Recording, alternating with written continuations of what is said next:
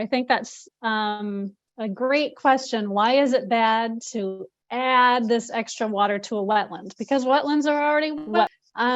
Yes, wetlands naturally have water, but they are in equilibrium with the setting, the climate, the rain, the snow, the drainage that has been there for a very, very long time. Plants have adapted and evolved. Organisms have adapted and evolved. The wetland is not used to this massive influx of much colder water, especially in the middle of summer. That cold temperature could be problematic for some organisms and plants. Not used to potentially different chemistry. And so it has an effect on that surface wetland. It's going to change it if it's left unaddressed.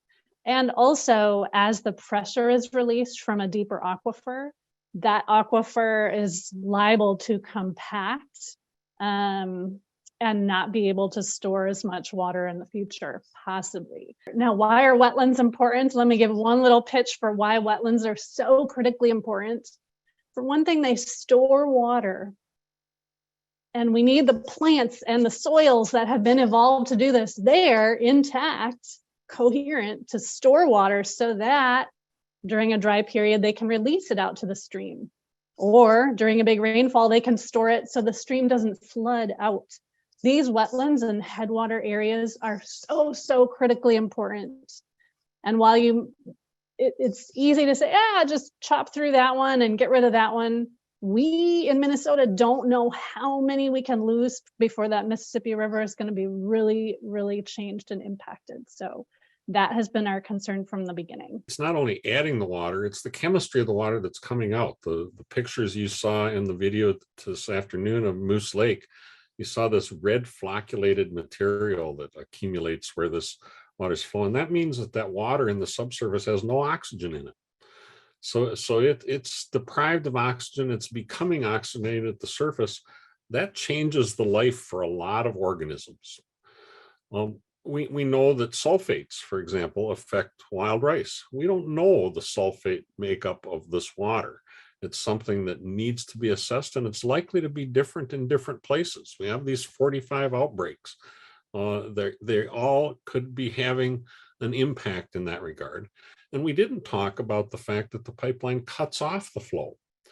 In LaSalle, we have this wonderful wetland that now we have a cement wall that cuts off the natural flow that's equilibrated since the end of the glaciation, 13,000 years. And now that wetland down gradient has been robbed of that. These water-dependent ecosystems are being destroyed up and down the line, up and down the hill, up and down the river. Thanks. I guarantee you that not many people know that the aquifer breach is still leaching. It's very remote land that is very hard to get to.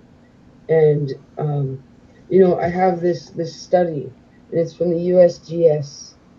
And they have like almost 12 studies in here that prove that uncontrolled aquifer flow onto the land kills wild rice. And they're allowing it to continue. And the way that I'm reading these maps in here is that it's flowing straight towards all of our rice lakes. Mud Lake didn't have any rice on it. They call it Miller Lake on the maps.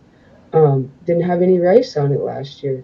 Dead fish, barely any rice. Rice portage, sparse rice.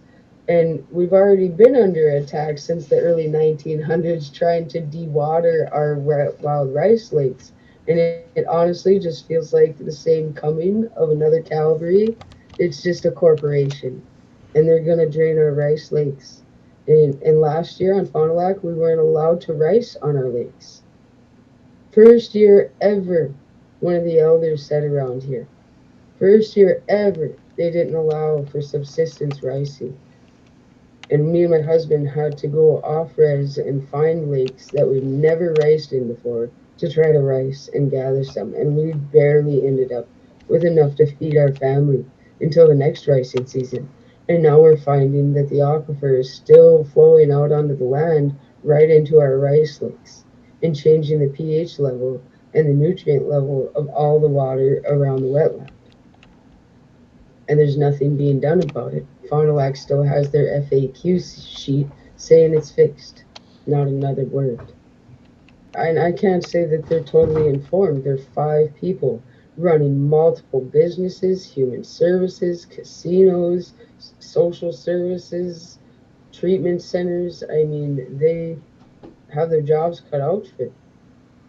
And that's why we need more right to self-determination, more right and time to reclaim who we are and our clan systems and our way of governance before being inundated with another mine or another pipeline or another thing that just totally disrupts who we are and creates divides between our people when we're trying to find middle ground.